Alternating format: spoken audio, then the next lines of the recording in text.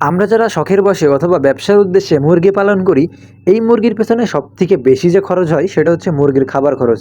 এখন আমরা যদি কোনোভাবে মুরগির খাবার খরচটা কমাতে পারি তাহলে কিন্তু এখান থেকে প্রফিট করা খুবই সহজ। তো মুরগির খাবার খরচ কমাতে হলে আমাদের নিজেদেরকে কিছু খাবার তৈরি করতে হবে। তো স্বাভাবিক পর্যায়ে আমরা যদি বাজার থেকে ফিড কিনে মুরগিকে খাওয়াই তাহলে এই মুরগির প্রতি ফিটের কেজি নিবে 60 টাকা করে। এখন আমরা চাইলে কিন্তু মাত্র 30 থেকে 40 টাকায় মুরগির ফিড তৈরি করতে পারি। তো স্বাভাবিক পর্যায়ে আপনারা কোন মুরগিকে নিজে বানানো ফিড খাওয়াবেন? আপনি যদি লেয়ার মুরগি পালন করেন বা সোনালী মুরগি বা টাইগার মুরগি বা অন্য শৌখিন কোনো মুরগি পালন করেন, এই সকল মুরগিকে আপনি যদি নিজে খাবার তৈরি করে খাবার খাওয়ান তাহলে কিন্তু এই মুরগির ডিমের পার্সেন্টেজ খুবই কম থাকবে। তার কারণ এই সকল মুরগিকে তৈরি করা হয়েছে ফিটের উপর ভিত্তি করে। এখন এই সকল মুরগিকে যদি আপনি ফিড ব্যতীত অন্য কোনো খাবার দেন তাহলে কিন্তু এদের ডিমের পার্সেন্টেজ ভালো হবে না। তাহলে আপনি কোন মুরগির জন্য নিজে খাবার তৈরি করবেন? স্বাভাবিক পর্যায়ে আমরা যারা ফার্মি মুরগি অথবা দেশি মুরগি পালন করি এদেরকে আপনি ফিড ব্যতীত লালন পালন করতে পারবেন। তার কারণ দেশি মুরগি ফিড ব্যতীতই আপনার টিকে থাকতে সক্ষম বা এরা ডিম দিতে সক্ষম।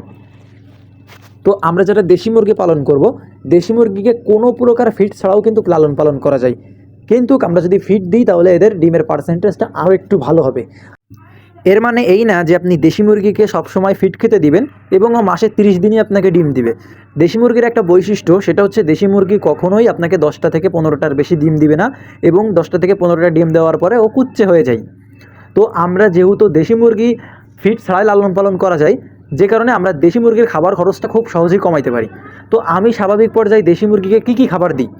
আমি দেশি মুরগিকে আমি যেহেতু দেশি মুরগি সর্বপ্রথম আপনাকে দেশি মুরগিগুলো ছেড়ে পালন করতে হবে, তাহলে খাবার খরচ অনেকটা কম লাগবে। তার কারণ কি, ওরা নিজেরা পরিবেশ থেকে, প্রাকৃতিক যে পরিবেশ, এই পরিবেশ থেকে ওরা নিজেরা খাবারটা খুঁটে খাবে।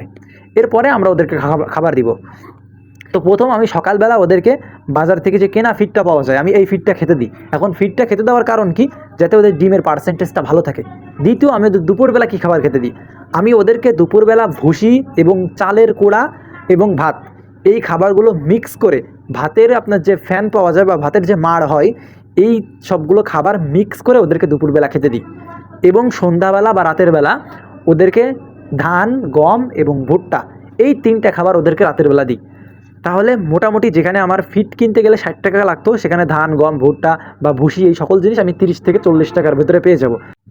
খাবার খরচ কমাতে হলে সর্বপ্রথম আমাদের মুরগিকে ছেড়ে পালন করতে হবে। এরপরে এদেরকে ধান, গম, ভুট্টা, ভুসি, ভাত, এই সকল খাবারগুলো দিতে হবে ফিটের সাথে।